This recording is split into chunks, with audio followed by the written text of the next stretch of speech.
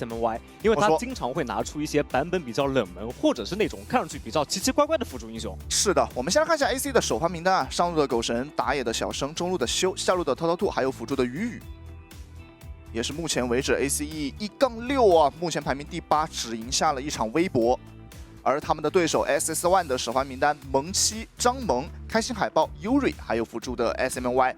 也正像刚刚乐乐说的 ，SMY 在这个赛季拿过非常多一些参赛选手登场，辅助 ACE 雨雨、SS1 萨摩耶。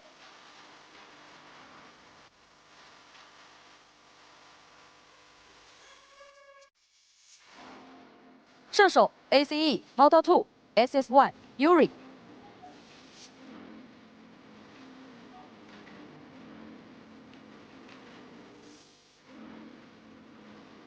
中路 ACE 修 SS1 开心海豹，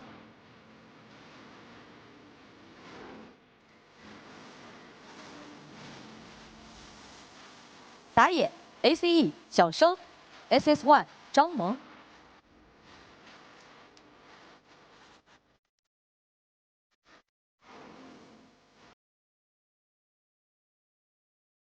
单人路 ACE 狗神 SS1 萌七。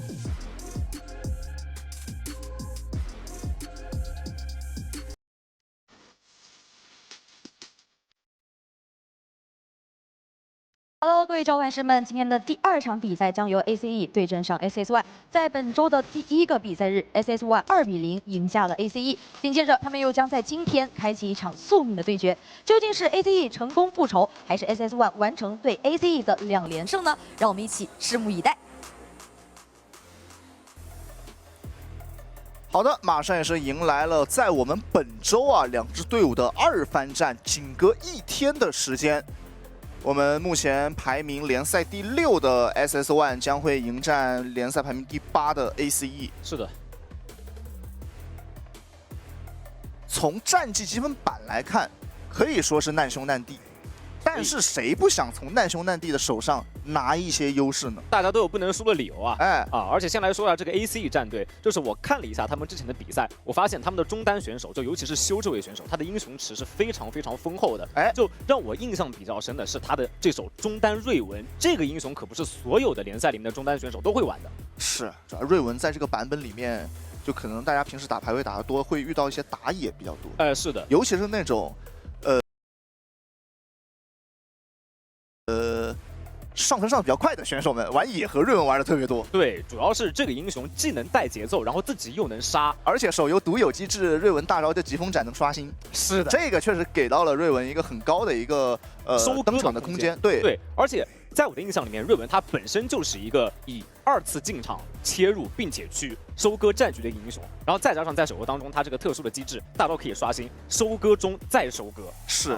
主要可能在瑞文这个英雄，大家可能理解上面，像朗姆和剑魔都是他的上位替代，一个是重装的，一个是偏轻装的，是的，所以给到瑞文的登场空间不是很大。但我们手游也是让这样的英雄有了更多自己给到一些喜欢玩他的一些玩家们更多的一个发挥空间。但我感觉一般来说，你不打到这个4、5把、3、4把都不会选。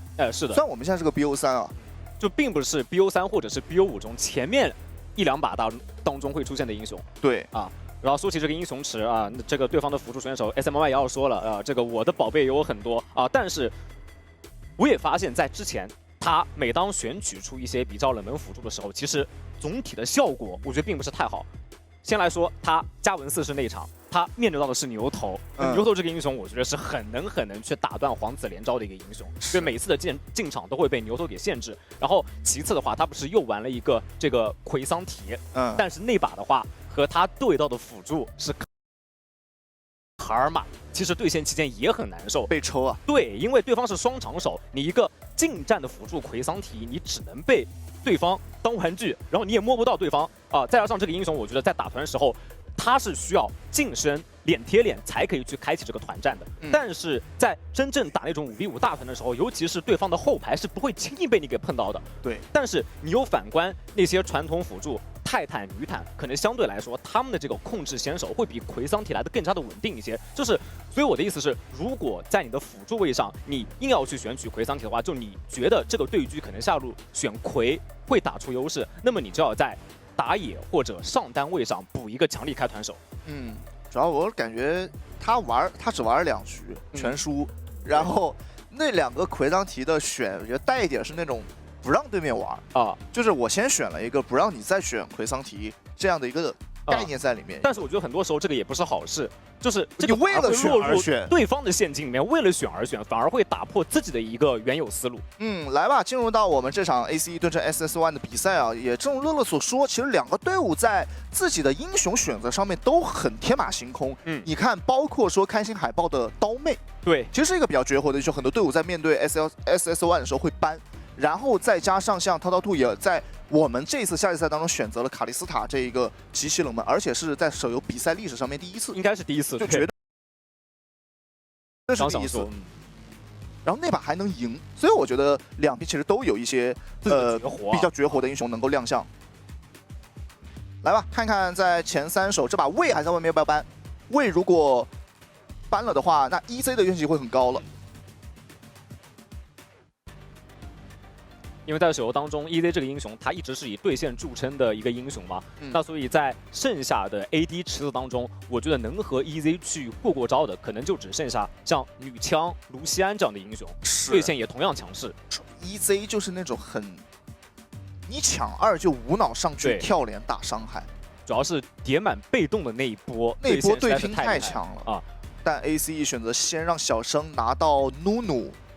这也是我们赛前的 Keep Player 上面能够看到2边打野交叉的重合的英雄之一。是的，而另外一个呢，也是现在正在亮的盲僧。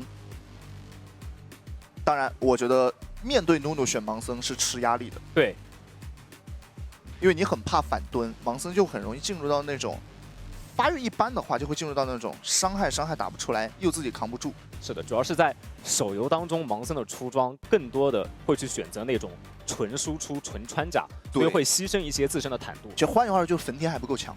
焚天这一套如果再强一点的话，应该就都出了。是的。啊，9桶，但这个9桶的话，理论上是可以摇的啊。盲僧加9桶非常经典的2个英雄啊，这也是在最早的时候作为野辅进行登场，稳定的控制加上点杀能力。但这一把也确实没有选到伊泽瑞尔，把 EZ 是开给了 ACE， 亮了一下皇子，没直接选，拿了个波比，也很好的能限制盲僧这个英雄以及9桶。我感觉盲僧和9桶这2手位移啊，都已经被坚定风采给克制住了啊！而且波比对于 ACE 来说，也同样的可以进行一个上中2线的摇摆。对，其实打野位目前联赛里面还玩波比打野的，好像只有灰八。就灰八他还是会去玩波比打野。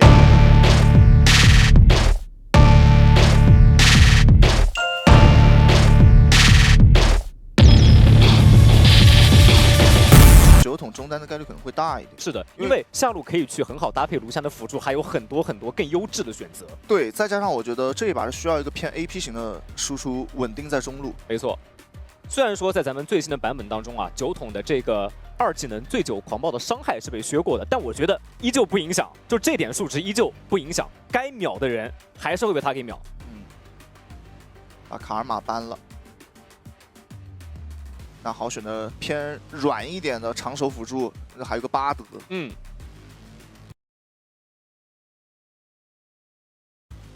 其实现在在 SSOne 的思路里面，因为左边有波比和努努的存在，其实是不缺开团的，所以他们可以相应的去ban掉一些在下路可以搭配上 EZ 打线比较强势的英雄。那卡尔玛以及你刚才所说的巴德，就很有可能被按在最后一个班位上。格温搬得非常好啊，这是一个唯一在中路位置上面还能补的 AP 打前排很快的英雄。格温这里也搬了，后续又搬了一个豹女，有点考虑到雪人会去走辅助，然后波比走线上的一个存在。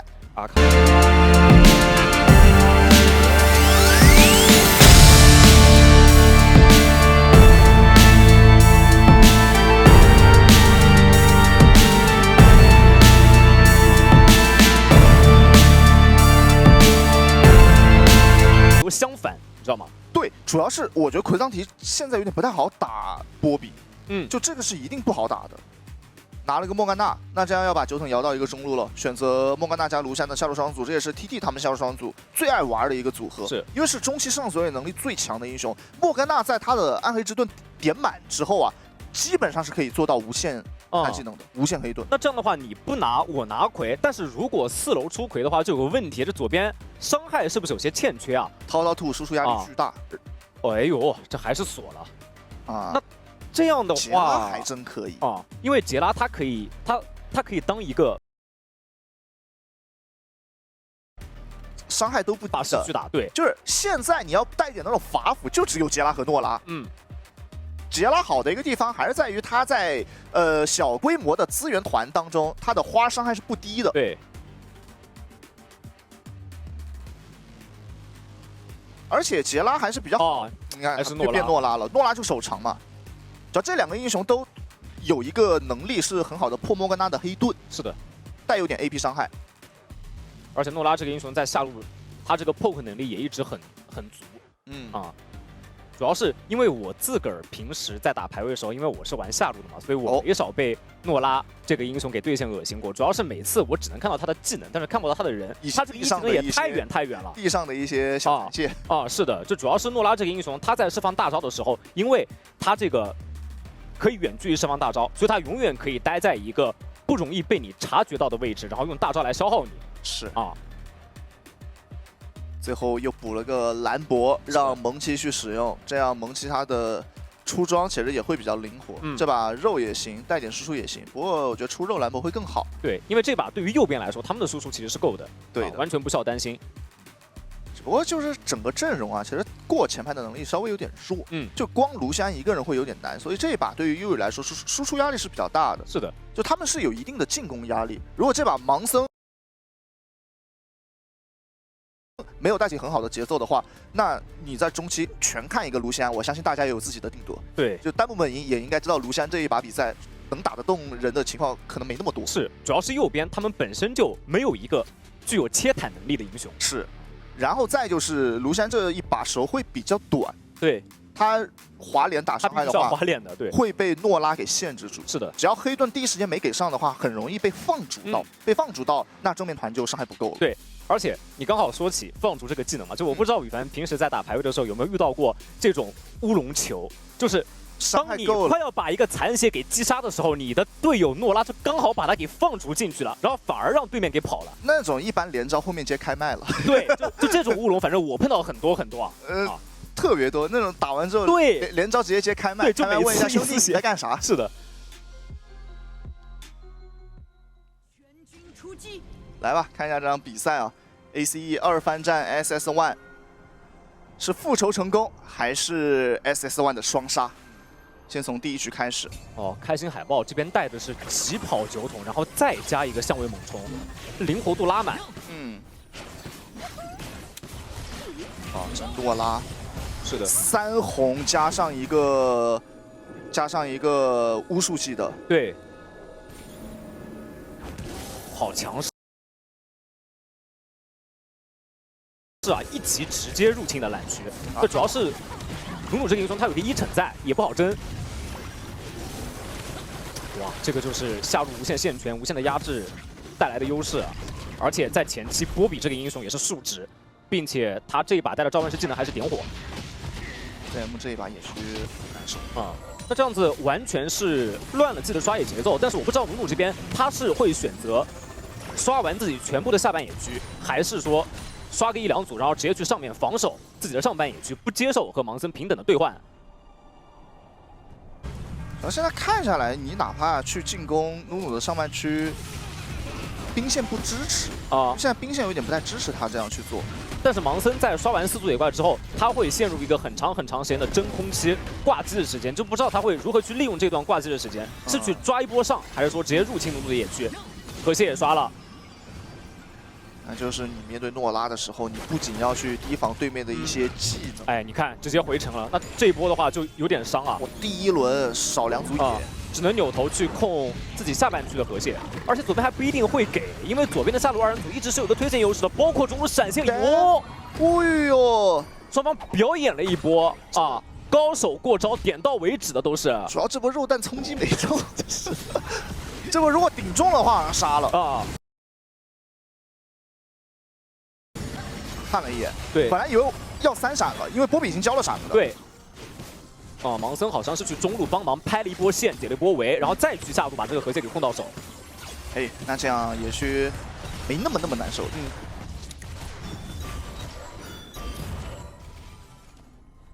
这个时间段确实对于瞎子来说找不到事情做。对，就是他有很长一段时间的真空期，然后因为自己中下2线也没有打出足够多的优势嘛，所以他只能像你看此时此刻一样，在野区里面站着等待自己的2轮野怪刷新。哎，刷了必须得打，你刷了不打，一会儿人又来了。哎，主要是来了，你看换完线之后，这中路还是有优势。是的。中路诺拉有无限线权，然后你这个阵容惩罚不了诺拉啊！而且来看一下奎桑提的这个动向，他选择在这个时候直接绕到了对方的，哇，什么？这玩的也太不给活路了吧！盲僧野区全是对面的人，你的野区我的家。现在这打个野都得让4、5个人过来防守。是的。打完蓝 buff 之后，然后在一个2技能摸到 F4的坑处，发现哎兄弟我 F4呢。哎，你看，哎，头都大了，那这个真空期不是又来了吗？他又得挂机一段时间，金妮也，哎，张萌这个动作我看着真的好难受啊，他真的只能在这刷步数了。但是上路这是一波机会吗？就是他打着你的鸟，直接是一个大招，换掉了对面的一个闪现，没能把对面带走。那张萌收一点点过路费吧。是的，其实那个伤害应该是收不掉奎桑提的，但是他应该是为了保血量啊。所以非常果断的交出了闪现，但这一波已经是 ACE 的机会了。你盲僧没有了大招，你此时的战力肯定是不太足的。你想安稳的保双路回到控住了，困难的。但这里也打出了鱼的一点点技能，没能晕到，把莫甘娜给放逐掉。但是在侧面又留了一下对面的人。小生这里开了一个大招，配合着 EZ 的一个大，拿到了1血。甚至张萌这里还好有莫甘娜的一个黑盾啊，是黑盾加治疗。让他所血不死，拿了人头，又反了对方的红 buff， 感觉盲僧这一把有点生不如死了。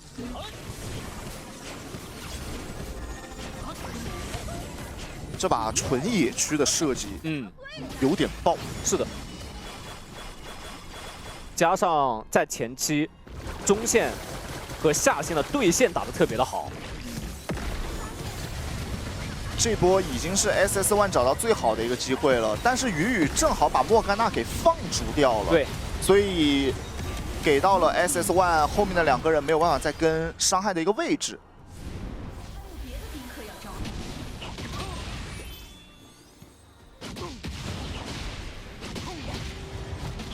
对于 CM 来说，且刷且珍惜，你保不齐下一组。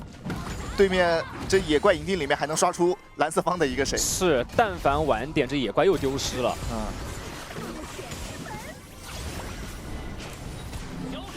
而且蓝色方插在对方 F4 草丛边上的这个视野已经看到了盲僧的动向。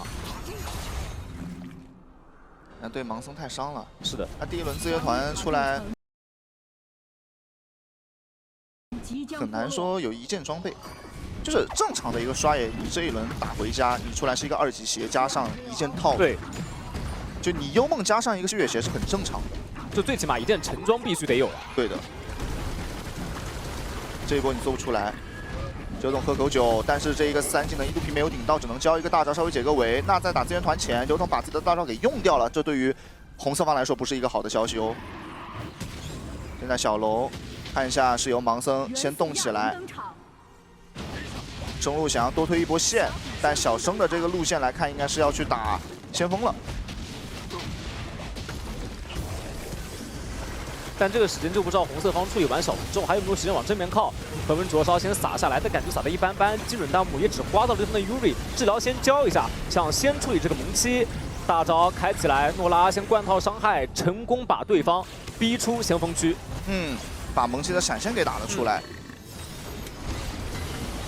这波莫甘娜的一技能中了，但是雪人很能顶啊，他直接卡在最前面，逼退了想跟技能的 SMY。哇，主要这个真有点打不动卢锡安。卢锡安现在伤害完全不够，这把得等3件套。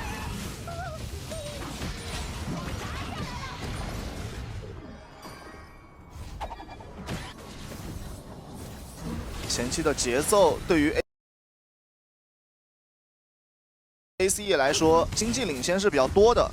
就看一下无限线权的双人组配合这个先锋啊，什么时候把伊塔给磨掉？是的，又来了。这张萌今天只刷了一组鸟啊，第2组、第3组全没。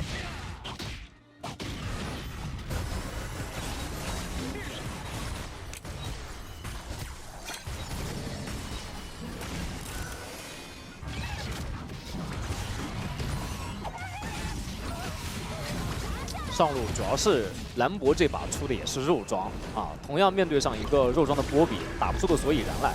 交踢了，想来波比这里不太好断，想过来抓一下对面的这2个人。SMY 这个大招的效果还可以，留到了对面的2个，而且兰博的大招撒的也非常不错。再一个暗之金箍命中了奎桑提，一脚踢到了塔下。奎桑提这里开了一个食阳鬼，很肉。再一个大不锤拉开，奎桑提这里没有死。闪现回到中路。3技能往前滑，再接透体圣光，这一套伤害主要是打在脆皮身上，而且黑盾给的很及时，对，要不然要被放逐了。哎，前期失去的，我要在中期找补回来啊，但是还是不给你机会。现在张萌就是猛抓能反野的机会，猛反野。哎，一技能，哦呦，这把其实 SMY 这个一技能命中率挺高的，哎，几乎每一波给他镜头的时候，他的一技能都可以稳稳命中。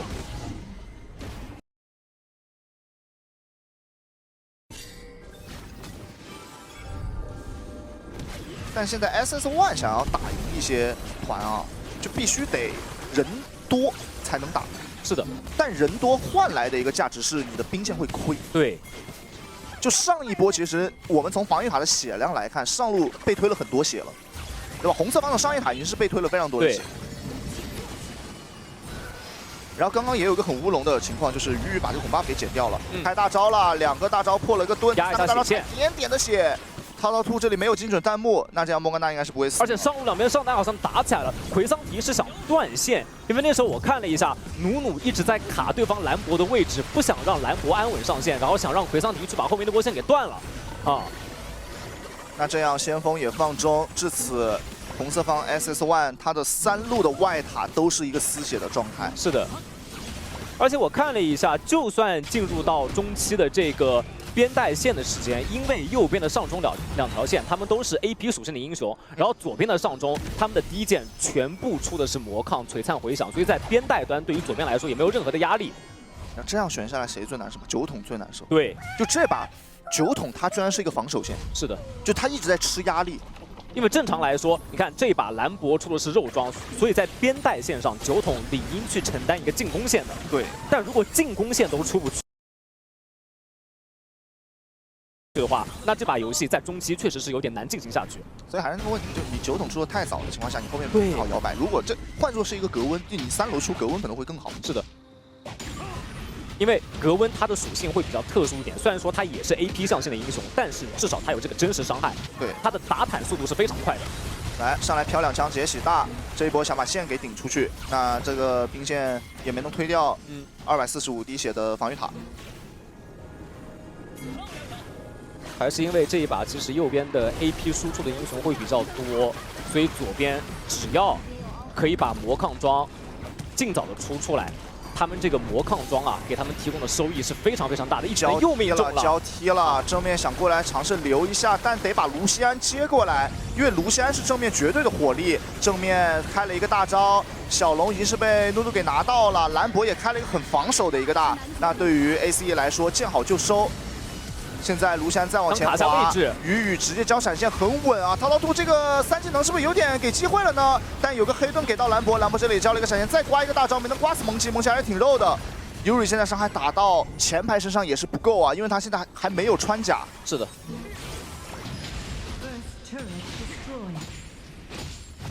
现在只要有一路的防御塔被推掉，就对于 SS1 来说，上中下有一路被推掉，接下来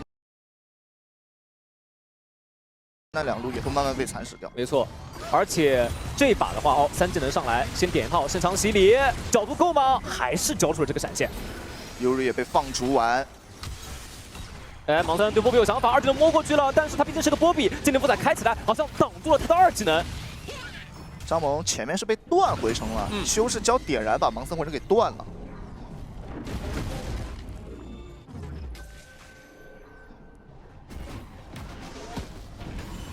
现在 SS1 啊，他们就在等 Yuri 的第3件。是的，有了这个第3件之后 ，ACE 的上野2个人伤害就不够了。放逐一下，完了，这一套伤害下去，远距离开启大招，有莫甘娜黑盾给上，还有个光盾。现在中路的外塔也可能要失手了，再刮个大招没能命中 Yuri 这里是交狂风了。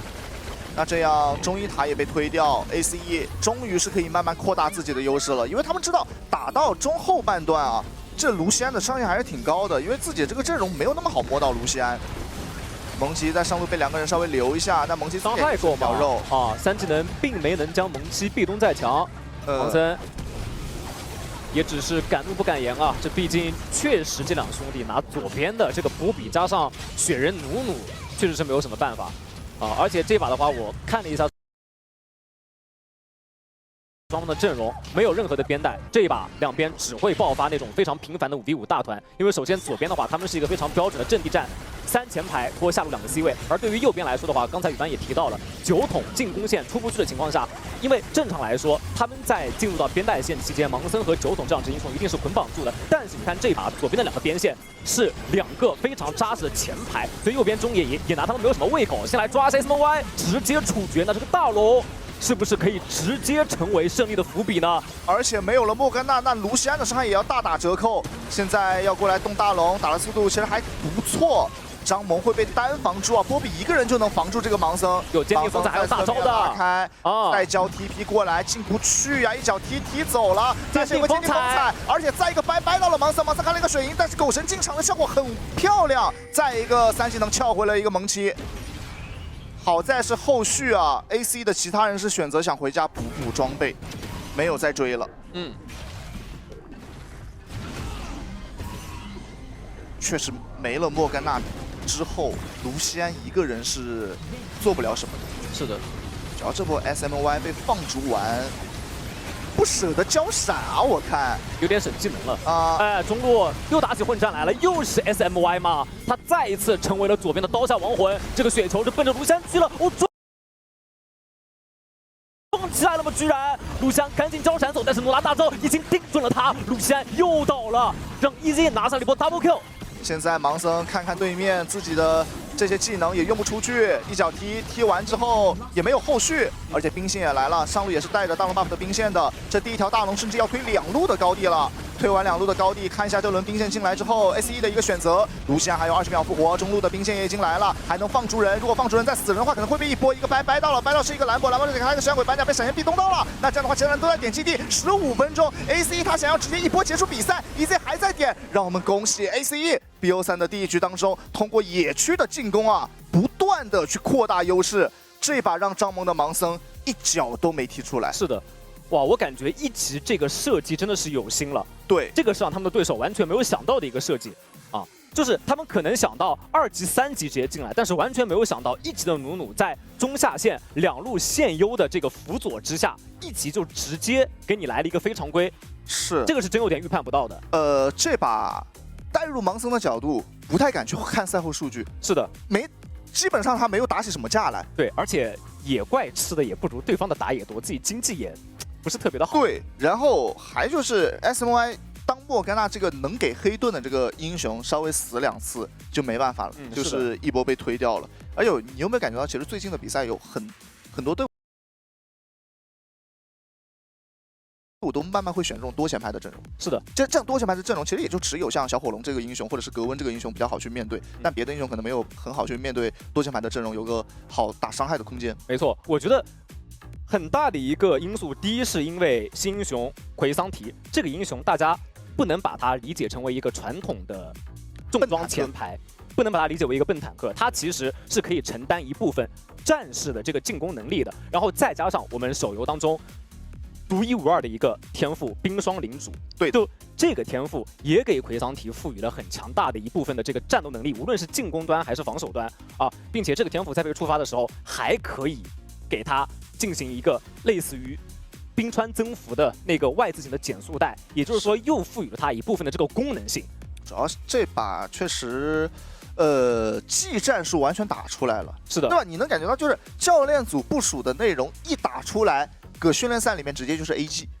就真的，我觉得如果是在训练赛里面，盲僧被这样玩的话，基本上是可以说这把就先这样吧。对，就下一把我们再想想怎么应对这种方式。但没办法，这是比赛，你只能硬着头皮去玩。硬着头皮去玩，我觉得张萌其实打到游戏的中期，他自己的发育补回来了很多，但他是个盲僧。首先说回到 BP， 你顶着雪人出盲僧，外面有波比有岩雀的情况下，压力很大了。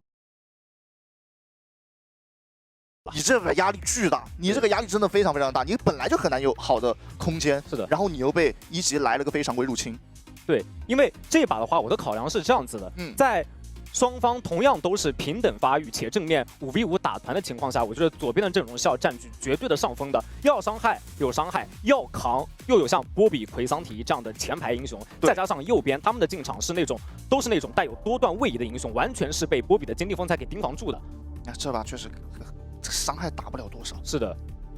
然后再加上我们刚才所说的一级时候对于盲僧野区的设计，因为节奏型打野最怕的就是什么？你看，都说是节奏型打野的，最怕的就是打乱自己前期的节奏，打乱对前面的这个刷野顺序。因为你像那些传统野核的话，我就算被你反几组野怪，我在中路大不了摊2波队友的线嘛，然后再刷2波自己这个野区里面仅有的野怪，你靠刷就可以把自己的状态给弥补回来。但是这种节奏型的打野，像这个赵信、盲僧、皇子，他们光靠刷野怪或者说去吃队友的线是完全起不到任何的弥补作用的。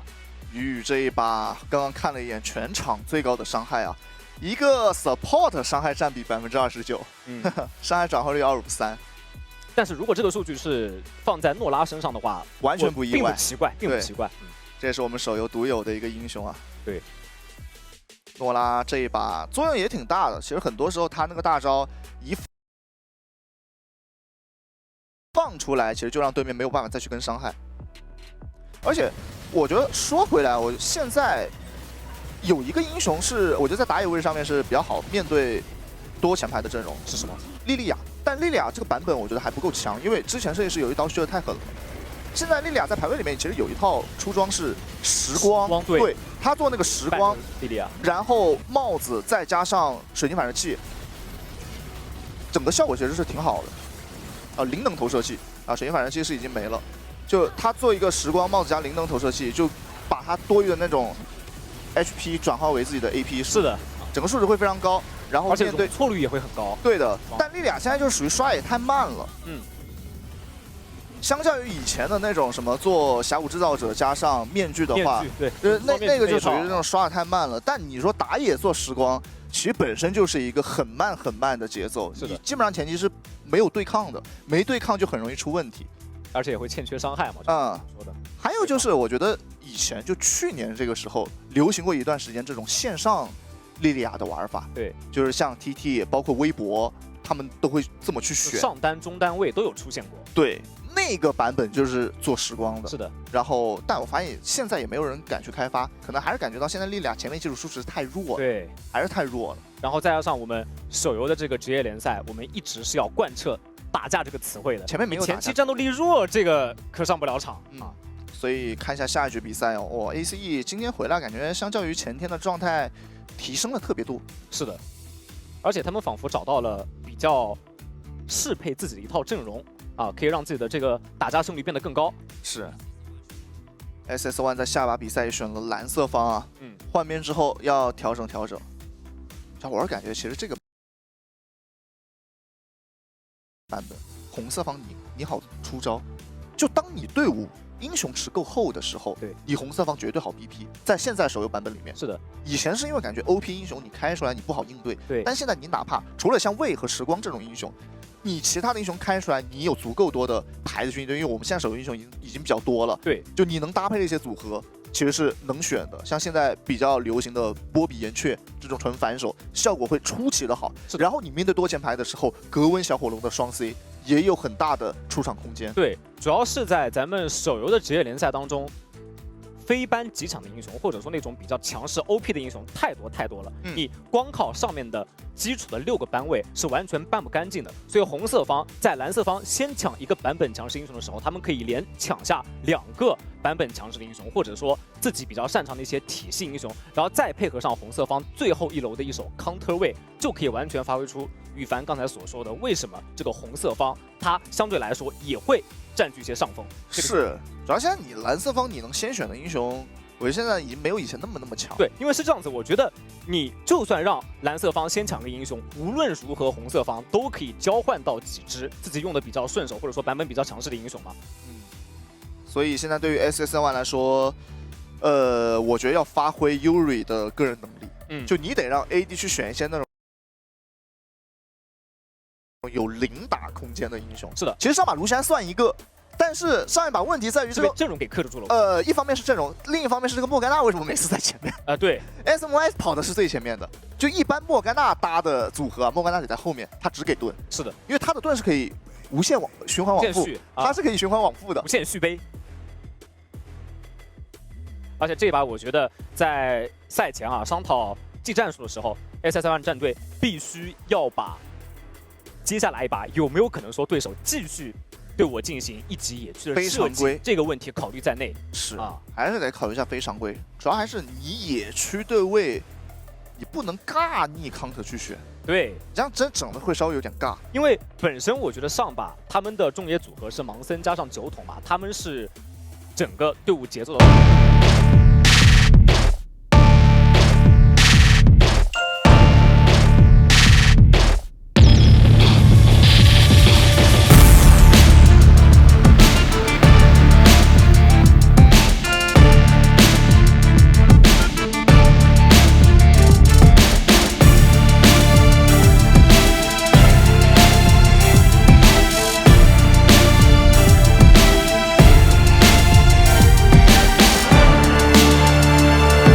开心啊！奎和波比都没了，就3个抗压的肉上单都没了。你再往后选就奥恩就塞恩一个，比较次选的了。对，就塞恩一个。杰斯很针对狗神啊，狗神绝对是招牌杰斯。然后另外一边也很针对开心海豹，把位开出来了，直接锁。位，其实我感觉在手游里面你在能先锁头的情况下，没那么怕眼缺。但你没有锁头位这情况。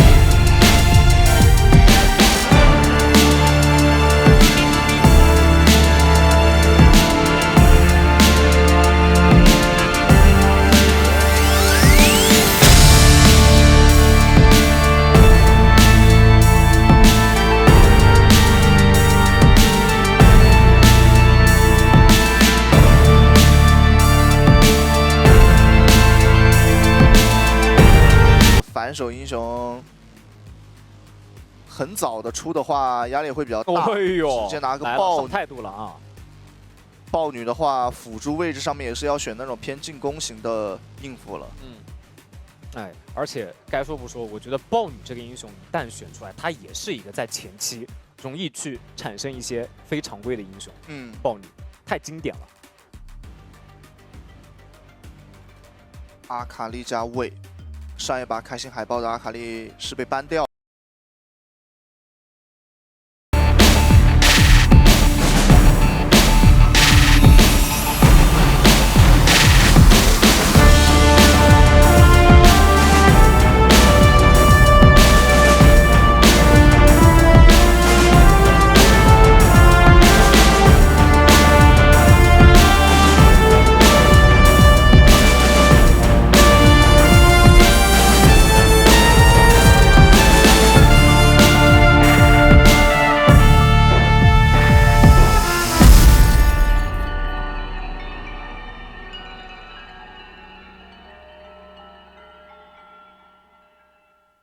4比0了，这 SSN1 这 BP 还没完就开始先对着镜头做一些动作，打也比完，上单比。是的，所以我感觉我们这一群打手的小伙子们，这心态方面还是非常好的，而且整个人也非常的热情开朗嘛。其实最怕的就是有选手他比较腼腆，是属于那种社恐型的。你看，尤其是我们这赛季的这个舞台，这选手们是脸贴脸的，对吧？就怕看到这个摄像头不太敢和大家互动的但最近几场比赛看下来，发现这群小伙子们还是非常热情的反正每次镜头转过来，都会对着镜头比出几个比较可爱的表情。斯塔都能被ban吗？哎，这你看，这又比一个啊！先 BP， 先 BP，啊好吧，先 BP。但这手搬卡莉斯塔，我觉得还蛮有说法的。他是想卡莉斯塔保一个强势辅助。我觉得现在卡莉斯塔的定位不是说他这个英雄本身能怎么样，更多是他保的那个辅助能怎么样。嗯。 可能考虑到 SMY 会去选一些偏非常规的存在，要亮 VN 了，这是 Yuri 最早时候的一个招牌英雄之一。当时一个 VN 一个卡莎，这把外面其实也有露露能够搭，而且面对着加里奥和塞恩 ，VN 的舞台是有的，只不过他要面对霞的一个对线压力，敢锁吗？就这两个，还是选回他的小火龙？小火龙就是最小火龙就是最稳的，对，选小火龙。 因为我是感觉哈，你看刚刚说完，左边的上中也是一个极具冲击力的阵容，3个人都是要往里面冲的。但是右边看到你的这个既定战术之后，又是霞，又是加里奥的，就反手保牌能力特别强。嗯，我感觉奥恩好，这把我真感觉奥恩稍微好一点。选巴德的话，就是要打一会儿对线，就是让对线小火龙。 也有点舒服的空间，对吧？而且毕竟重咖啡，而且选巴德，我觉得他有一个很大的理由，就是在于他的大招如果命中率高的话，他可以稳定逼出霞的一个大免费逼出的。然后如果大招可以成功把霞的暴风雨人给逼出来之后，那么就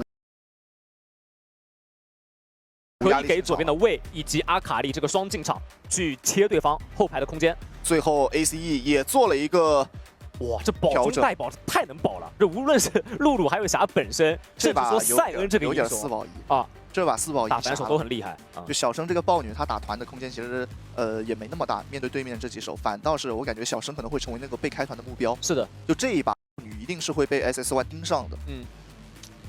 主要是右边它的整体阵容基调就是一个等着对面来冲自己，围绕霞打的一个阵容，所以我觉得。 豹女这一把，她很可能会化身为一个奶豹，就她标中人之后，她也不会往里面扑，就在后面慢慢的 poke， 慢慢的给自己的 C 位回血这种。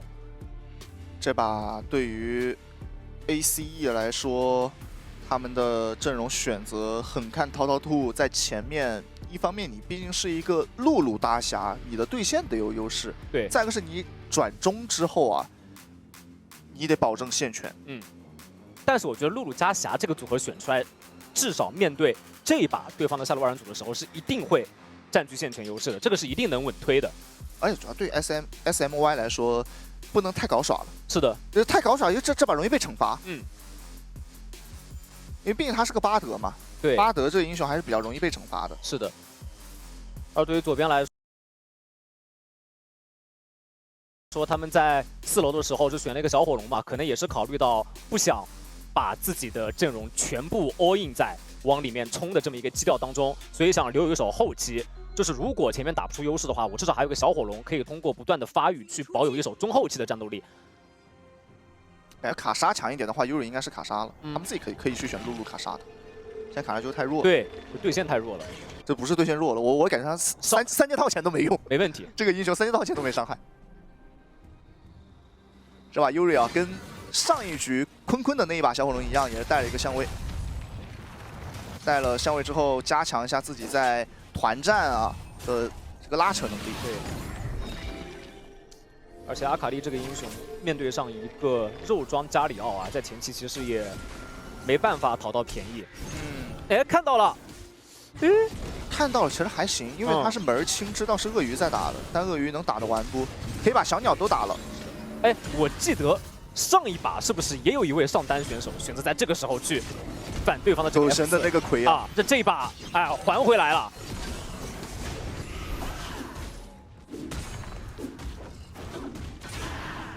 主要是鳄鱼啊上路打塞恩的这个对局，他确实推了线之后有很多的一个自由活动的空间，因为上路是稳推的。这把其实 ACE 他们也有一个野区的一个考量，是豹女从石头人。 开始开，因为一般来说战士型的打野会从红开，不刷石头人，刷5组打河蟹去入侵对面的石头人。但这一把豹女的选择是我先刷自己的石头人。先来看一下下路这一波，下路这一波抓住了一个很好的换血的机会，涛兔 A 了一下 SMY， 把治疗给打出来了。这就是霞加路的压制力啊！对，确实对线非常厉害。看张萌回下河蟹有机会吗？但豹女打得也挺快的，她留了一个惩戒。那这样下河蟹本来是有点想过来守的，因为 SMY 已经就位了，但没有机会，那张萌只能回去打石头人了。没抢到。开大招，强五开大，二技能咬一下，三技能再钻出来。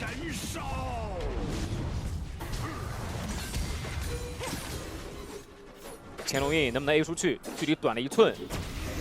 下路想找机会，魏是有大招的，强龙冲拳正在蓄力，他准备什么时候入场了？他入场了，一技能成功命中，在这个天马红脸红，但是逃兔有闪现，成功拉开自己的身位，但是豹女也到了，4级的豹女，他选择毅然决然扑进场，但是霞还是成为最先倒地的那一个。阿卡丽霞阵在这个表里杀扰乱，勉强切掉到后排，但是自己依旧被对方的露露给换掉。人头给到露露啊，这波 SSY 非常赚。霞和豹女这2个输出位，开局面临一个0-1，是的，对吧？开局先死一次，阿卡丽能先到场。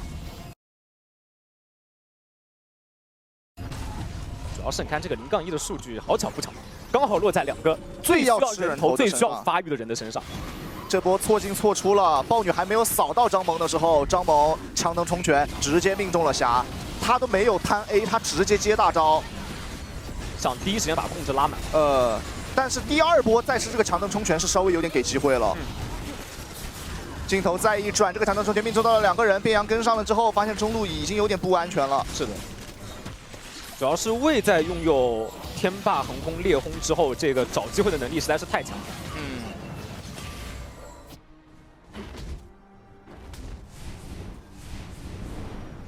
就这种时候，你知道谁最难受吗？是谁？狗神最难受啊！他在上路，他玩塞恩，对，他在上路看到这种消息是最难受的。对，他多么希望自己这个击杀图标队友是在左边，对，没想到队友在右边。主要是这种上路坦克型的英雄，每当队友优势的时候，就是自己对线对着笑嘻嘻；但是队友陷入劣势的时候呢，就满面泪光那种。而这一把狗神他还是一直要去承担那种被换线的压力。他每波都是晚换线的话，那他会比较危险。是的，他会亏兵亏的有点多。啊 ，Yuri 已经进入到爽蝶的节奏了，一个大招命中了霞，霞还是有大的。霞这地方交了一个大招之后，喂不锁了，见好就收，反倒再给小火龙开一个大招叠层的机会，顺势过来入侵野区。这蓝 buff 有点要不了，主要是右边的下路让组没有什么状态，霞是没有爆风雨刃的，这标并没有标到，小火龙也赶紧支援到对方的蓝区来。萌这里状态不是很好，但是上方战场滔滔兔先点个爆爆果实走了，但是自己的队友被留住了吗？在这个强能冲拳，露露倒地。狗神这个大招也没有撞到人 ，SM1 再开个门能走，那这样塞恩笨重的感觉已经是体现的淋漓尽致，留不住任何的人。你看他这一波本来想牺牲一下上路的兵线，然后来下路支援一波，发现自己到场之前队友就已经溃败了。阿卡丽来了，大招起手，起杀心了。交了一个闪现啊！闪现乾隆印，虚弱挂上了5，但还是把伤害给补齐。倒钩边网打出控制效果，但是战争刚锋还是收下了开心海豹的人头。这波开心海豹都失误了，他那个一闪失误了，老老实实的闪现过去 A 一下再接一技能就没什么事儿。叫妈打断一下回城啊，来看一下刚才发生了什么啊，应该就是野区撞见了啊，在小生的视角里，他是不知道阿卡丽在这边的。加疗英雄登场，给了一个魔法护盾，哎呦，他想一闪，对，那距离稍微短了一些。但就是这样失误的情况下，加上背上虚弱，伤害还是够，所以小生野区的压力很大。是的，但是这一把哈，该说不说，对于左边来说，他们也有自己比较舒服的点。哦，不好意思，对于右边来说，他们也有自己比较舒服的点，因为他们的上单和中单都是2个前排，而左边就是和上把一样，他们的这个上中也是必须要在前期去打进攻线的，而且这一把他们的进攻线是有2条，无论是配合阿卡丽还是配合上鳄鱼都有极具的攻击性，但是这一把他们在边线要面对到的是一个是传说的加里奥，一个是传说的塞恩，所以如果他们不给机会的话，其实左边是很难通过这个上野或者是中野的连体去找到对方的人头的。是，对于 ACE 来说，铁桶阵能不能在这波团发挥作用？现在塞恩已经顶在最前面，先开一个门，远处再叫个妈过来稍微消耗一下。狗神还是比较肉的，加里奥在侧面，他是选择了一个随时能够支援到正面战场的一个作用，一闪过来直接开加里奥吗？但加里奥这里也有一个闪现的，那这样位已经没有了，大招正面鳄鱼也扛了第一波伤害，巴德的一个惊住了正面战场所有人，那这样暴女要先死了，塞恩一个大招撞醒了3个人，再接一个技能，伤害非常的高，但看起来海豹进场了，自己伤害够不够？吃了一个正义重拳，那这样阿卡里可能会要先死，霞拿到这个头，但这边的小龙也是被魏给控下来。确实，塞恩这个撞大运啊，直接是配合着加里奥和露露的狂野生长，来了一个3连击飞。是的，就问这个阵容铁桶不铁桶啊？哎，2技能再一开，啊，还是挺铁的，但就是资源没有拿到，是，所以总体还是小亏。你看，所以左边也打得非常聪明嘛，因为知道在边线端取得不了成效，所以会把更多的注意力放在对方的野区，或者说放在对方落单的那个成员身上。ACE 2个资源都拿到了。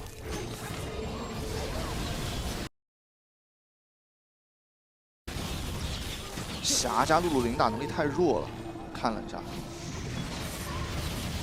现在就这样玩的小火龙，触发相位就直接走。是的。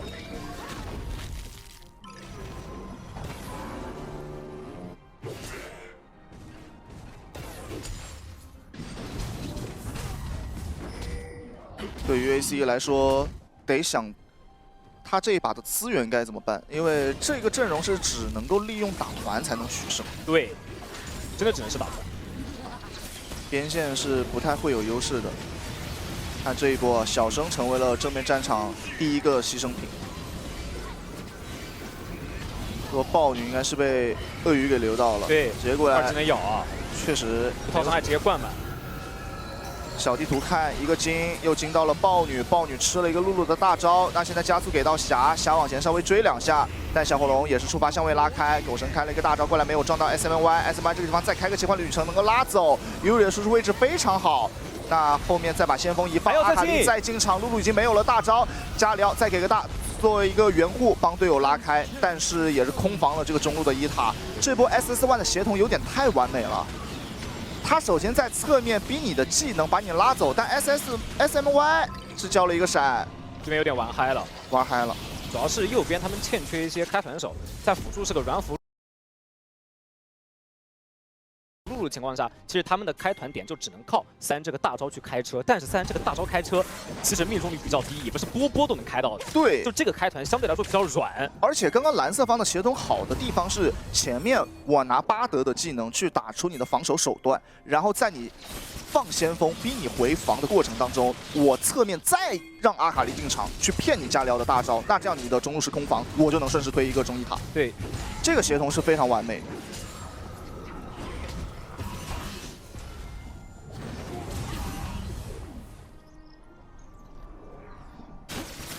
现在霞的装备啊，不支持他吃这么多的保护，还能打更高的伤害。而对于鳄鱼来说，蒙奇这一把第1剑就多米尼克，相当少见。主要是右边前排太多了。然后这种鳄鱼就是你给他有机会突到后排，那都是毁灭性的。然后他那个2技能3段，对吧？红怒2技能3段啊，都能触发暴击，这种是你没办法接受的。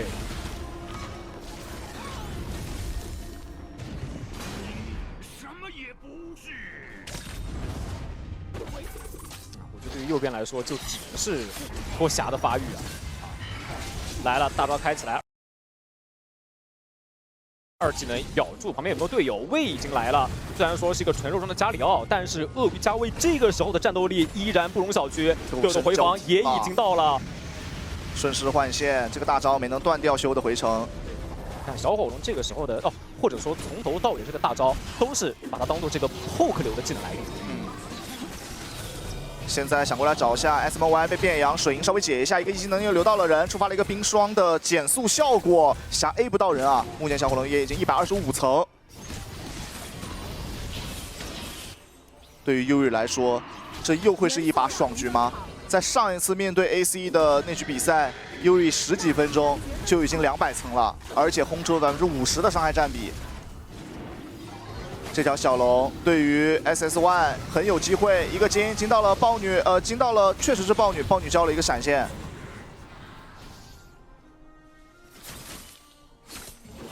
现在没有了兵线的优势，下河道都成为了奢望。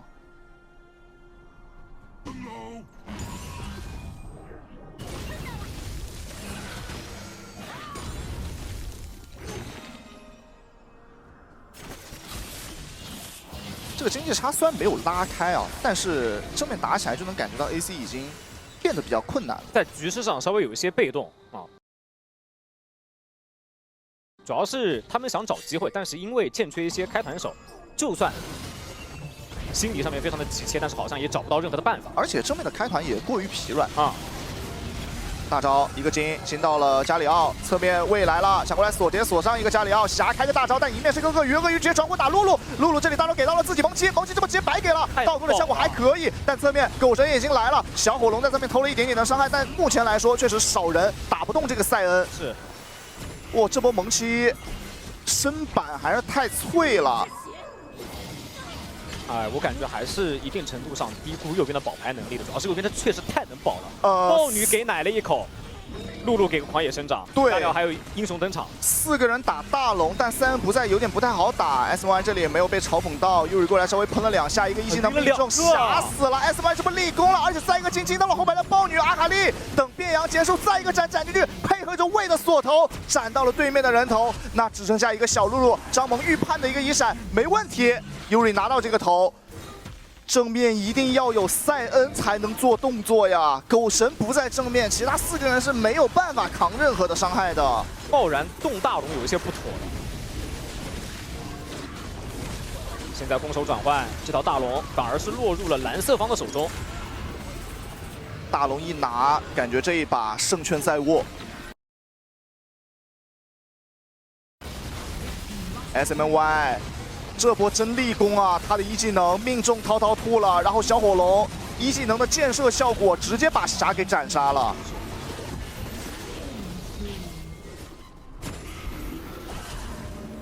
萨摩耶，今天这把巴德挺有画面的，感觉很来劲。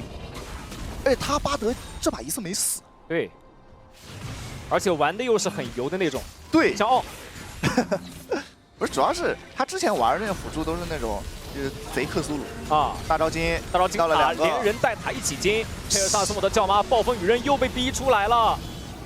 陶土这里有点害怕了，直接是把大招给用了，但这样大招没了，中2塔也没了。我感觉还是巴德这个大招给到陶土的压力实在是太大了，因为他不敢赌。就是我省大招先被你金住，然后在我大招起来的那一下在巴德金结束的那一下，我再开大招，因为很有可能会被像魏或者说鳄鱼这样的英雄压住起身，还是没视野嘛，对，吃了没视野的亏。但这一把确实因为太防守的阵容没有办法有很好的效果，有点应激了。看到巴德这个大招，再一个金，巴德这个大招好的怎么这么快？但你没看错，这就是手游，大招 C1 好都很快。Yuri 这个地方也把大招给用了。下路兵线一来，可以再来推一下下路的这个高地塔。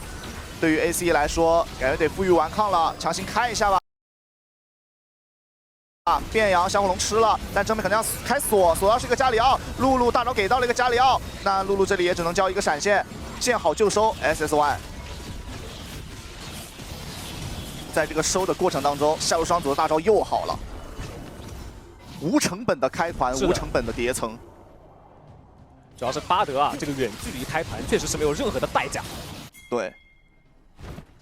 好，蓝色方重新组织一波，哎，巴德好像又惊了一下嘛，没惊到人啊，这应该也是最后一波了。连赢2个，这叫妈又来了，直接是把，哦呦，直接被斩掉了，势如破竹。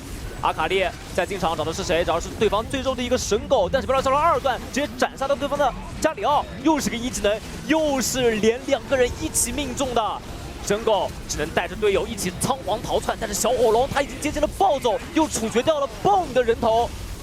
Yuri 200层的小火龙疯狂的在赛场上面贡献自己的伤害，最后的一个狗神想清线也清不太动，无人能挡的 Yuri， 再一个金甚至把尸体给金住了，要一波结束比赛了。等这波兵线一来 ，SS1 在 BO3 的第2局当中扳回一城，两边决胜局见。这把比赛 ACE 我觉得想法确实特别好，就是他们这个阵容的构筑，我觉得是一个很完整的。对但是我觉得就是霞这个英雄确实不太支持他去这么做。是就我觉得霞搭一个什么英雄能玩，就他搭猫可以。因为猫能够提供的一些什么移速或者什么也好，其实比露露来的更多。这个露露选下来，其实更多打对线。但如果你选猫的话，霞猫它可能在对线端的压力给不到特别大，而且管不了巴德的游走。对，是霞猫领打能力会比较强，但主要是你因为看到了对面先选魏，你后面只能被迫选霞。对，所以霞这个英雄又属于那种很难吃4保1的那个概念。对，主要是霞这个英雄在 AD 里面算是手比较短的那一个，然后再加上这一把。左边的上中野鳄鱼阿卡丽上魏这个组合又一直盯着右边的霞，因为刚才也说过，右边的阵容它是个4保1，所以左边只需要把自己100%的注意力全部放在霞的身上就好了。然后再加上从中后期左边占据主动权开始，其实巴德的每一个金每一个大招都会给到对方的霞十足的心理震慑。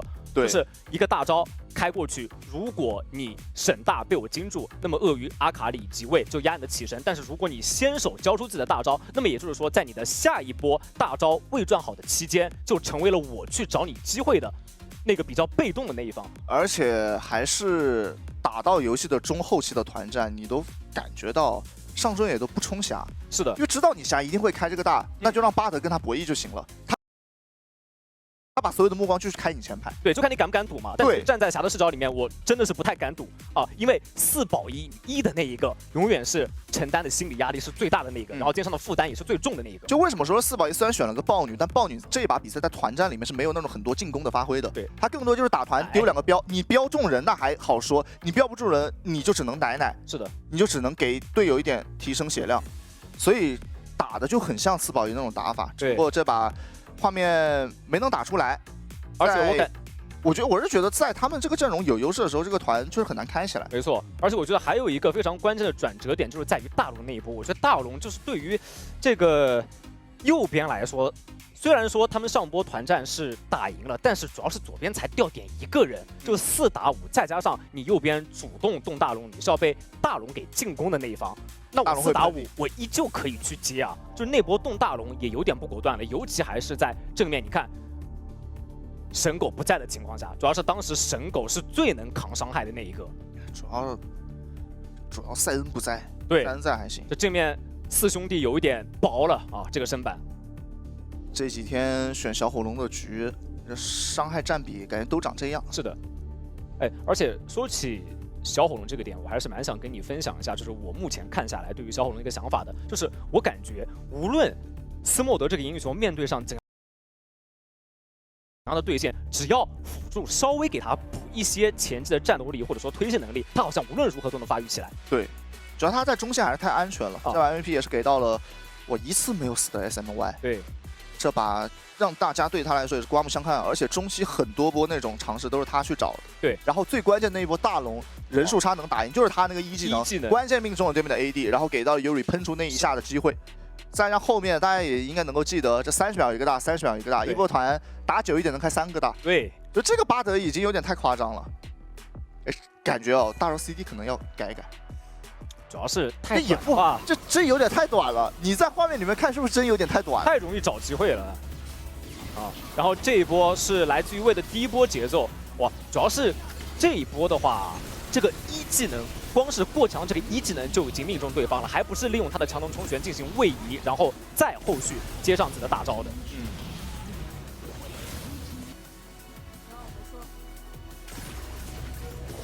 还有点粗糙。我刚想了一下，那第一波真有点粗糙，霞这连吃2个一技能是有点不太应该的。对，操到度。那这把确实对线压力有点大，就因为这种选着就进入到了一个只能看他玩的一个阶段。对。然后这把就是你又是不能吃进。来了这个一技能，你看。刚好是命中了保1的那个1，然后再进后面，在隧道带队冲锋，晕前面那个 C 进后面那个 C， 全给你命中了。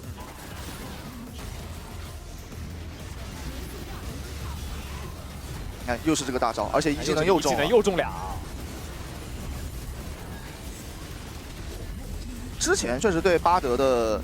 那个大招的那个弹道速度是稍微调整了一下，但大家要知道啊，在调整前那个巴德是跟时光一样的，跟时光一样在番位上面没下来过，所以是感觉巴特这个英雄还是属于那种既有一点兑现能力，然后在找机会能力又比较强。是的，太强了，这个找机会能力是一个非常强势的一个存在。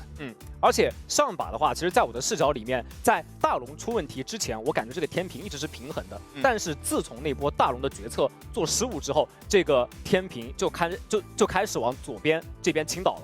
好，那我们也是得到了消息啊 ，ACE 在第3局比赛里面是选择了蓝色方，同时也有中路的人员更换，修是换成了山海，山海也是几个 BO3 没打了，对，又回到了这个赛场上面。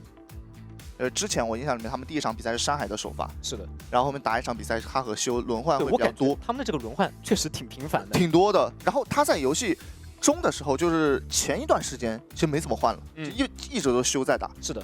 然后今天又是让山海在底下看了一下，看得上来感受感受了，看了一下这开心海报，上面那个对线，先把刀妹搬了，然后后面选一个自己优势的对线英雄，得通过中路这个对线上面压制一下，对，去找到一些自己的突破口啊。就现在就是感觉第2局看下来，你3路线，你下路确实是因为霞前期有线权，但是呢，你这个线权转化不出什么，而且2把看下来，你无论有线没线，野区都难受，对吧？你的感觉应该也是这样，无论有线没线，你野区就是也进攻不了，因为你太被动了整体阵容。对，然后你上路又是一个塞恩，在前期又辐射不了下半野区，所以我只需要盯着你的下半野区打就好了。而对于左边来说，你看全是那种进场的，全是突进，为了大啊，加上这个阿卡丽的大招啊，其实正常来说的话，就是一直截止到打大龙的前半场，我觉得右边光靠这个4保1，至少在画面当中是保得住的。你看鳄鱼那波强切，就硬生生被右边的又是加劳的大，又是路德狂野生长给硬生生保下来了。但自从大龙那波大叉之后，这个天平就开始倾倒了啊！看一下这局比赛啊，有换人之后，蓝色方看一下要不要把瑞兹开出来自己选。我觉得有可能会这样啊，但问题就在于你前面上一把魏这个班位已经腾出来了 ，EZ 也不用再搬了，所以给到红色方必须要搬的一个英雄，其实也就只有一个时光，对，剩下其实他们的空间还蛮多的，能选的英雄还是挺多的。对，就这个，甚至他们红色方可以搬一个瑞兹，让蓝色方1场抢不到瑞兹，那你换中路上来也选不到一个目前来说中路绝对优势的英雄。没错，而且比赛已经进行到了 BO3的这个第3把决胜局，其实岩雀这个英雄，也会进入到双方的考量范围之内。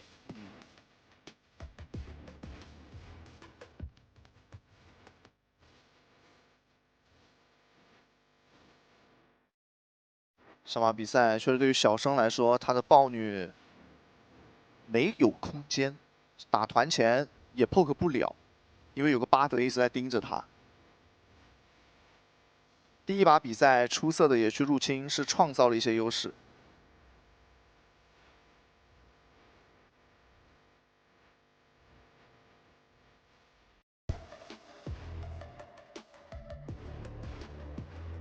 或者说要不要把这个进攻的矛头给上半局？你的意思是狗神能拿到进攻型上单吗？能拿到自己心心爱爱的杰斯吗？杰斯啊，这他杰斯真的还可以啊！而且我记得上一次我跟你解说的时候，好像也是就是让神狗选择了他最为钟爱的杰斯，然后那把因微博那把嘛，对，那把杰斯是输了，但是整个个人能力发挥出来了。对，那把是对线把 Max Power， 而且对线是赢的，对。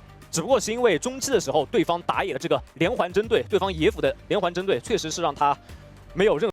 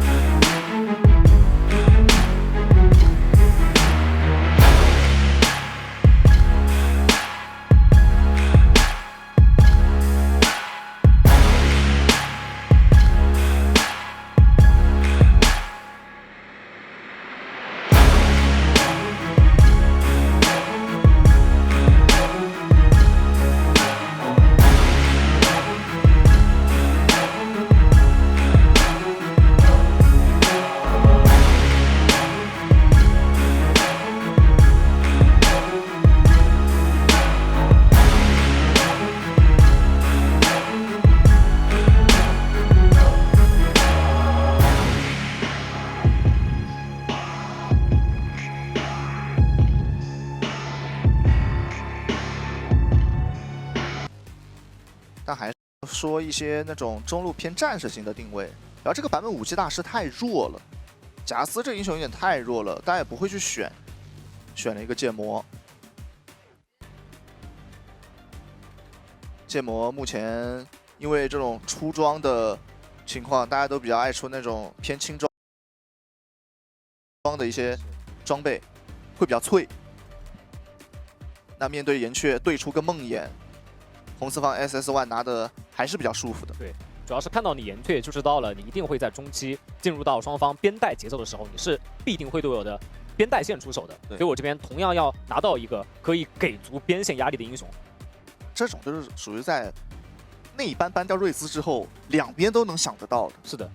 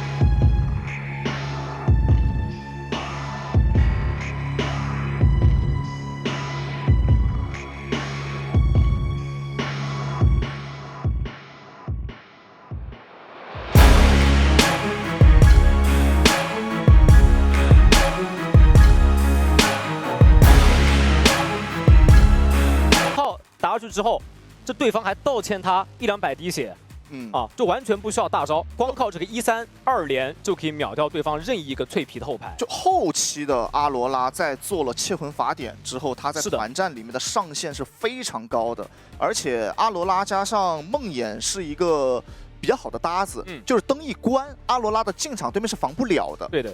而且阿罗拉本身就有一个灵杀洞开、隐身进场的机制，他这个偷伤害以及找机会的能力，在中期会变得非常非常强。对，所以就来看一下这把比赛哦，因为第3局比赛，我觉得也很合理的是在于两边的队伍在第3局比赛都选了一些可能比较少见的英雄，但这样的英雄也会对于赛场上面创造一些变数。没错，而且这场比赛你光看赛场上所选出的10个英雄，就决定着这场比赛一定会是一场血腥程度拉满的英雄，因为这个阵容选出来，他们在前期是一定要摩擦的，一定要摩擦的，打架的，是的，就完全是一个对冲的阵容。然后左边这个泰坦辅助，因为有了卡莉萨大招精灵球。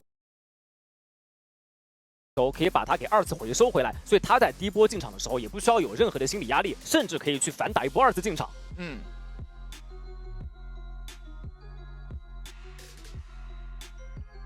来吧，看一下 BO3的决胜局哦 ，ACE 和 SS1。是吧？这个阵容上面确实是值得期待的。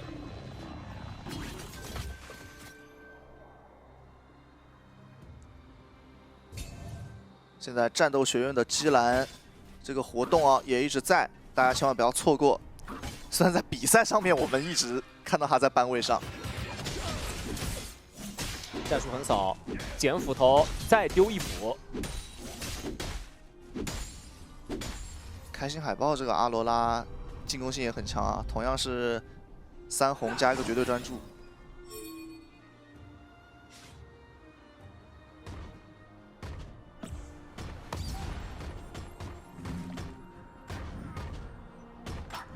两边打野都是希望能够速5的一个英雄，所以前面的5级前的一个碰撞可能没那么多，5级前就更多是考验对线的能力了。御铁树震飞对方的泰坦，反手一个格林机关枪，再消耗一套。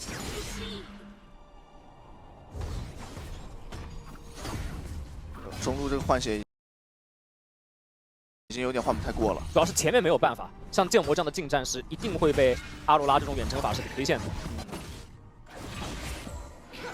好在有踢，下路把线给送进去，闪现被动普攻直接拍晕对方的 Yuri， 跳上来插满了毛，闪现把普攻直接给爆死了。这就是卡莉斯塔下路对线的强度吗？怎么下路这个配合出问题了啊 ？SMY， 他闪现一个他都没用闪，他一个挑给了一个滔滔兔的身位，他裸挑让滔滔兔本来可能第一时间 A 不到的，本来就应该要交闪 A 的，要把他给挑回来了，把他挑回来了，给他多 A 了一下。这一下确实有点错进错出了，而且抓了一个很关键的 timing 是飞机没3，知道飞机没学瓦尔基里俯冲，这波2级的小爆发抓的时机特别好。闪现被动普攻起手，我本来以为他是要挑鱼雨，他如果挑鱼雨留着那个1技能去给卡莉斯塔，可能会有一点空间。但确实在这个时间段，临场的这个判断上面啊，可能面对卡莉斯塔打还是打的比较少。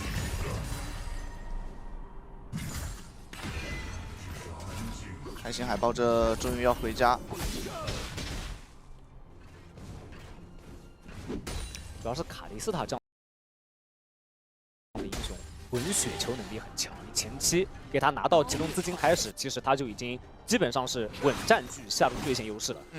而且在有借攻加上一个双生花之后，其实对于卡莉斯塔来说优势就很大了，他就不太害怕对面的突进了。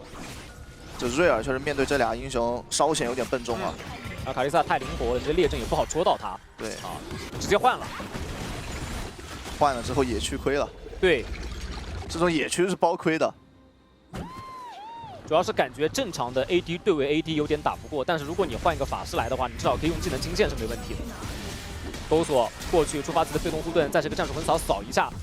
但是神狗这边因为有诸神黄昏还有点火啊，完全不怕，毕竟奥拉夫狂战士这个血量越少战斗力越高。闪现回马枪挑回来，再是个急涌配上阿罗的双剑合一，再是个列阵挑飞，梦魇大招来了，他进场了，他把卡莉斯塔给收掉了。哦，这一波突然的袭击，我觉得万万没有想到，太突然了。大招后藏了，这波是属于3个大招，直接是后藏他了。闪现也没好，抓住了闪现好的最后一点点时间。对。啊，这波我说实话，我感觉闪现好的也够呛，走不了的啊。主要是梦魇那个大招是直接锁的。瑞尔这个大招只要能粘到卡莉斯塔，卡莉斯塔跳不动。对对，而且当时也触发了冰霜嘛，一直会把你往瑞尔的身边吸。来看一下，看一下，屏幕前的 AD 玩家，你带入这波滔滔兔的视角，我满血在这个地方，这样的凯里，你真的是一点办法都没有。但镜头一转，他拿到了开心海豹的人头，我们不知道他是怎么拿到的呢？一会儿我们请求一下导播的帮助。站中线的时候，那我觉得多半应该是被泰坦给勾到了呀，被泰坦勾到了。对，不然光靠他一个人有点难发挥啊，有点难黏住对方。刀越快，火也越快。一会儿来看一下啊，主要这个时间段确实有点伤。你本来稍微遏制了一下卡莉斯塔的一个发育，但是这波又来了，转眼这个人头又被补回来了。SMY 有点想过来尝试一下，哎，但是这个分线飞机去对剑魔，这个线有点出不去啊，热尔得赶紧下来一下。因为 SS1 他们是这样想的，他们是想一直利用这个野辅去找机会去限制。哦，这一波是抓到一个游走的空间。 又是泰坦的这个闪现被动普攻先手的，然后配合上这个撒石阵接沿途的这一套，那确实是没有办法。对 ，SS1 他们是想利用他们中野辅的大招 combo 一起去击杀卡莉斯塔，所以他们才一直选择这样换线。但这种换线预防的时机就是你大招好了，我稍微就躲不掉；大招好了是完全躲不掉的，你大招不好，我稍微防一下是能防得了的。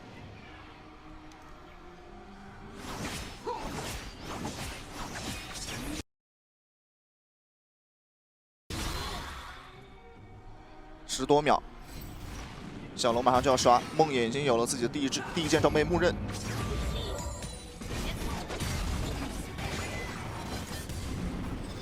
现在小龙看一下是由 ACE 先往上河道靠，但对于 SS1 来说，毕竟有梦魇的大招啊，有这个鬼影重重，他需要队友帮他提供视野再飞进去。打先锋了。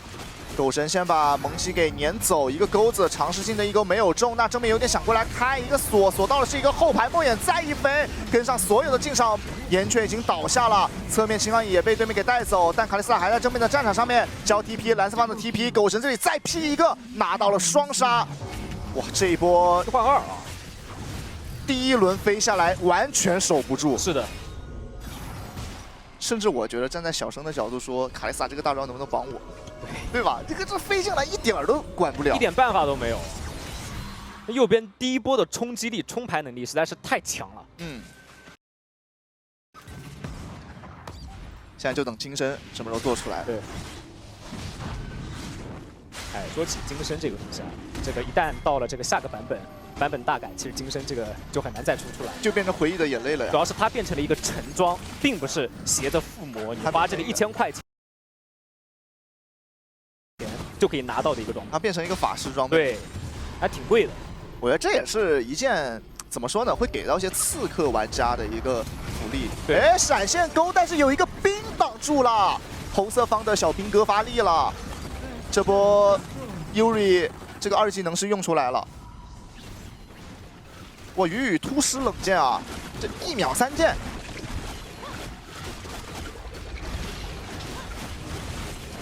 看这波，岩雀已经站在最后的位置了，只要有视野他就死。这用那3个字说就漏就秒。对。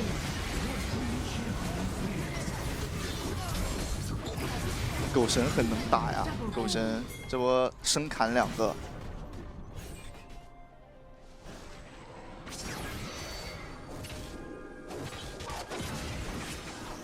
现在卡莉斯塔的发育还是比较超前，对于 SS1 来说不能忽略这一点。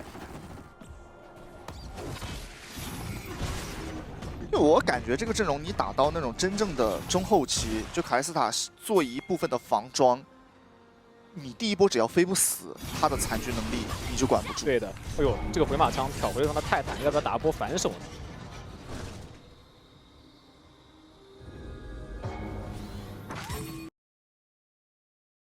现在梦魇的大招已经转好了。对于红色方来说，梦魇每一次转好的大招都是他们进攻的机会。飞过来飞剑魔，剑魔这里交了个死亡闪现，还是被开心海豹拿到这个人头。主要是剑魔的大灭一直没有转好，在上波好像是被这个开心海豹单人逼出了自己的大灭。这样思路一变，开始进攻边线，边线让阿罗拉飞起来，一起接管正面战场的伤害。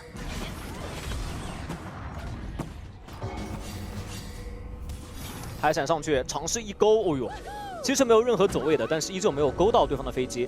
剑魔交替上线，这波兵线还是要吃。然后现在感觉所有的进攻节奏全在红色方这里啊。对，就是当梦魇没大的这段期间，你看你看 ACE 他们也没有去尝试性的一个进攻。对，而且我们虽然说岩雀也有一个大招能够支援。但他也不太敢主动去发起一些先手。对，因为我是感觉，虽然说两边不属于支援类型的英雄，但是梦魇大招的优先级一定是要比岩雀大招优先级要高的。因为首先我一开大招，你岩雀不知道往哪儿飞，然后技能也不太好去命中对方。现在青钢影打奥拉夫，只要一波不打到底，其实蒙奇已经是有优势了。毕竟他身上是有重伤的，重伤加神分，这个1打1的战力太强了。哎，主要是你看右边就等梦魇的大招，你梦魇没大的期间，其实其余几兄弟也不会在正面给到你来开我的机会，完全不给机会的啊！中野他们依旧是绑定在了一起，梦魇大招配合上双剑和一起手，哇，你看这个伤害一套打下去，就算是像剑魔这样的战士都扛不住。那就在这个时间段，其他人能不能找机会呢？找不到呀，你看。对啊，其他人我感觉也不找机会啊，尝试一下。但是我感觉是真的可以尝试，因为就如果泰坦裸勾勾不到的话，他们甚至可以依靠卡莉斯塔这个大招把泰坦丢出去尝试一波先手。对你不能让山海一直吃这个压力。你看，现在来试一下，哎，来了就这样，但是有一个水银，再交一个 TP， 算是打出了一些成效吧。蒙奇这里是交踢了，但毕竟你开的是一个 SMY， 是一个瑞尔，是一个辅助。对，我觉得羽凡说的是对的，就是你不能让全局节奏全部都掌控在右边的手中。就比如说右边在一个半区做到事情的时候，你最起码尝试一下，在另外一个半区能否去找补回一些东西，或者就是你在对面回合结束之后，你不能够只等资源，对，玩的不能那么公式。是的，要不然的话，山海这一把压力太大了啊。哎，他打上来，闪现会马上挑回来了，再是个急用消的那3个人，但是爆发太高了，瑞尔反而是先手被秒了，这波有点着急了。尤瑞闪现也被打了出来。山海刚刚那个暗夜力的第3段，在飞机瓦尔基里的过程当中，在墙体把他砍了下来。如果有人这样给的话，那当我没说。我这波闪现进场太着急了，这队友完全是跟不上的。主要 SNY 没有大呀。啊。他要有急涌就算了，他这个没急涌过去硬开，也没有开到套兔的一个闪现。是。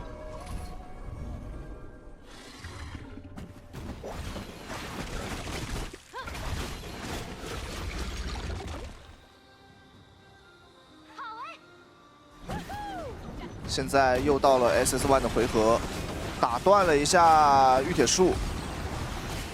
对于 SS1 来说，只要中野的大招都转好，他们就可以随时发起下一波的攻势。但是梦魇是有大招的啊，主要是在梦魇有大招的这个期间，左边也不敢贸然去打先手，因为右边的反手能力也同样强劲。瑞尔依旧躲在草丛之中，想出草找一下机会嘛，但他的位置已经被捕捉到了。梦魇的位置也同样被对方看到，先把2级的护盾开起来了。蓝色方在拼信号了，还想过去，没有一个出钩的角度，没有选择进行这一波的进攻。这波也没有找到这个机会打起来哦。这个一字草不敢往前顶，勾闪勾到，而且勾到是一个开心海报，再一个沿途突过来一个萨摩耶，正面兔子已经不太能进得了场的了。这波奥拉夫进去开个石像鬼，自己好在是没有死。闪现的召唤再留到对面是一个梦魇，梦魇这个交了个闪现，还是被防风给收掉了。套兔这个地方拿到了，配合着岩雀拿到了3杀，但是兔子这波爆发也拿到了2个人头。这就是阿罗拉在手游当中极致的伤害体现。对，爆发太高了。这3件套，哎，当着的面传送过来的红旗，还要不要找机会？这开心海报这3件套太爆了，这个伤害实在是，你看打奥拉夫打一套奥拉夫就是半血起步。兄弟们，这已经是被削弱过的了，前一个版本这个更加的爆，是吧？爆。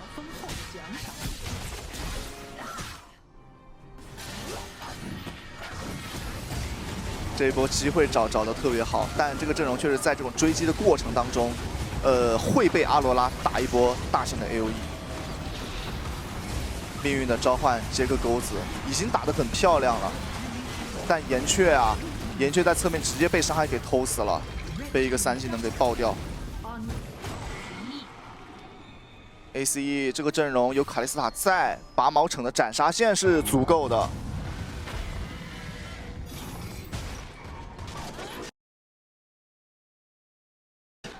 虽然说左边这个阵容啊，他们到这个时间点其实打大龙的速度真心算挺快的。又开锁，再接一个大交了一个闪现，还是伤死了，这完全防不住，在塔下我都吃不了兵吗？我12级满血带闪在塔下，来正面，要去动大龙了。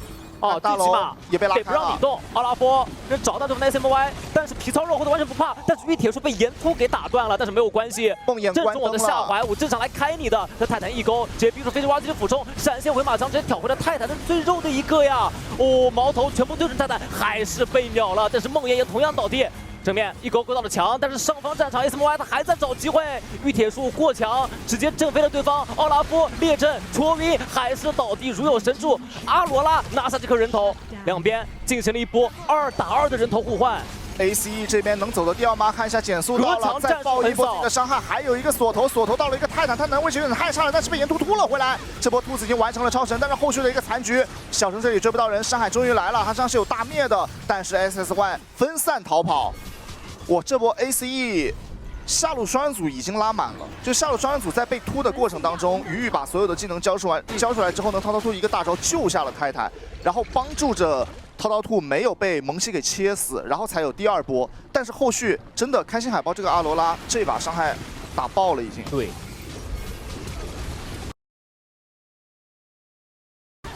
就这一轮抓的时机很好，鱼鱼吃了所有的技能，而且他的控制都给足了，被大招吸了回来。蒙奇这里也没有一个很好进场的效果，这到这儿拉扯我都觉得 OK， 主要这个勾闪没中啊。对。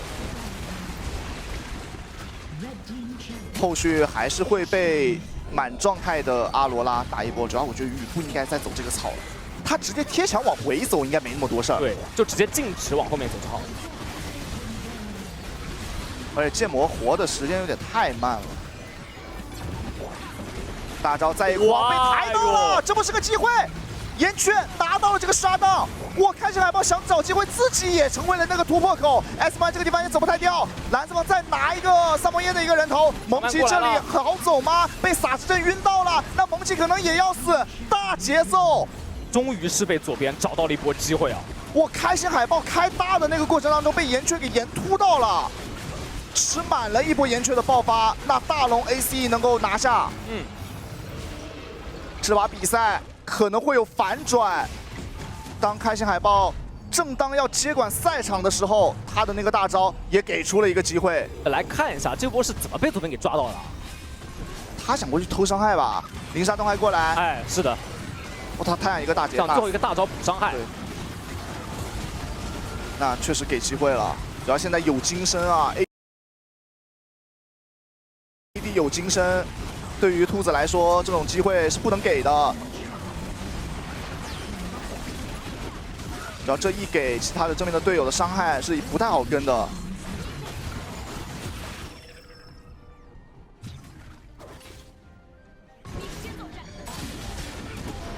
现在边线要面对着大龙 buff 的压力过来硬开，看着是一个奥拉夫，奥拉夫交了一个闪现，蒙奇这里也交了一个闪现，剑魔在侧面开了一个大灭过来。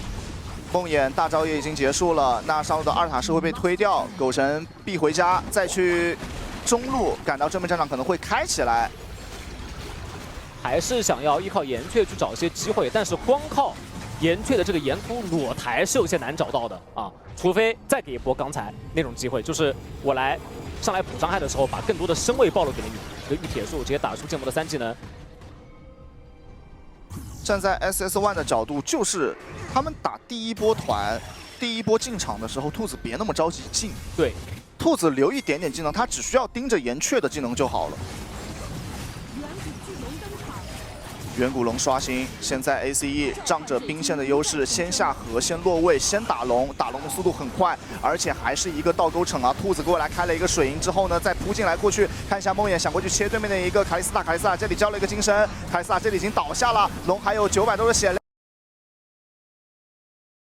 24滴血，看一下是蓝色方拿到了这个龙，那 ACE 要拿下这场比赛的胜利了。伴随着远古龙魂的怒吼 ，ACE 最后团灭了 SS1，而且中路是有兵线的，右边最快复活的也要半分钟左右的时间。ACE 在第2次面对 SS1 的时候，他们完成了复仇，时隔1天，他们就完成了这一次的复仇的机会。哇，感觉就是从那波开始，就是阿罗拉想要偷卡莉斯塔伤害的那一波被岩兔的岩突给抬回来，那一瞬间开始，这个局势就产生了一些反转。对，再次恭喜 ACE 哦，而且这场比赛的获胜也是他们在这个赛季的第2胜。现在两队再次回到了同样的大场战绩，恭喜 ACE， 机会找的确实好，是的，那一波。而且我是感觉咱们首尔的联赛精彩就精彩在这里，就是无论你前期可能说有一方在局面上产生了一个大幅的领先，但是终归还是要看最后的那一波团战。而且我是认为手游这边你是绝对不能给到对方机会的，因为这是一个容错率很低的游戏。你无论你前期经济怎么领先，局势再怎么领先，如果你看，就像咱们这一把进入到中期，你的阿罗拉被对方就找到了这么一次机会，可能整场比赛原本可能你可以把握住的胜利就要拱手让出去了。是，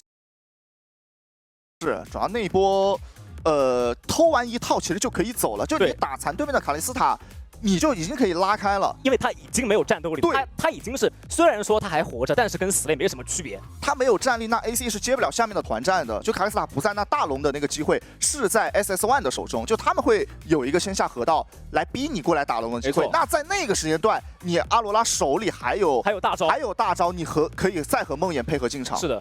就那一波感觉秒人心切，就太着急了。对，非常着急的，直接被岩雀给抬到了。是的，那也是岩雀那波机会抓得好啊，主要那有点明显了。那个当你上头的时候，你自己也会成为那个被找的机会。对，主要是也能理解选手当时那个心理吧，因为我感觉10个人里面有9个你看到一个只有1滴血的这个卡莉斯塔，而且还是一个 C 位，任何人都想要倾尽所有去收掉那颗人头。对。可能在他视角里面解决了卡莉斯塔正面团，对面也少了一个最关键的一个输出，对，正面团也能随便赢。但我是感觉这一局比赛对于 AC 来说，获胜其实所有人打的都还不错，就他们这套阵容，尤其这个双人组，对于这个组合的理解，我觉得挺好的。是的，就效果是有的。无论是下路的线杀，还是说打团过程当中2个人的一些操作，我觉得都是非常到位的。对。只是可惜，在这把山海，其实作为一个剑魔来说，这把车压力太大了。哇，主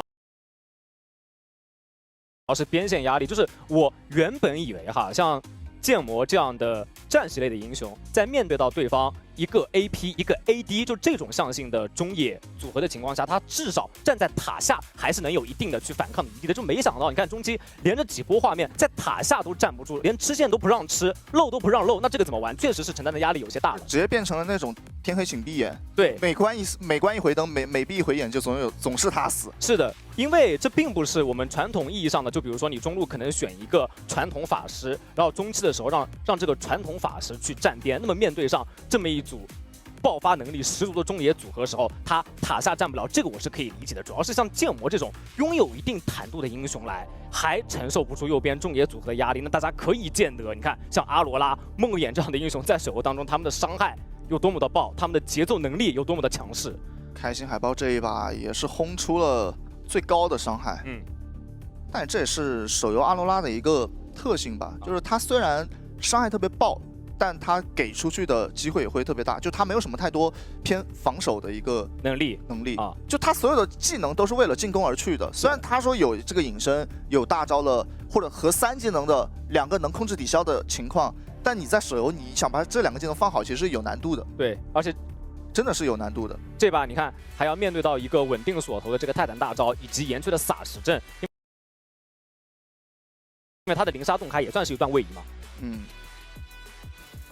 最后啊 ，MVP 给到了找到绝佳机会的小生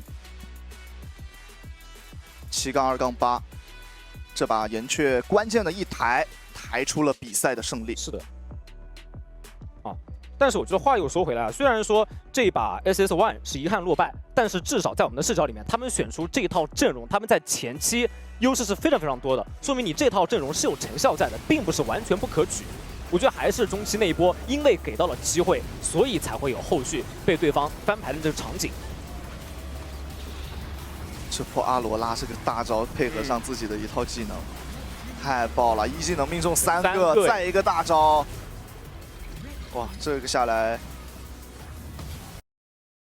疯狂的触发自己法爆的那一下被动，完全吃不住这个伤害。这一轮也是 ACE 他们下路双人组的操作。这把感觉 ACE 他们整体操作上面都操作的不错，打团我的思路都还是比较清晰。对的。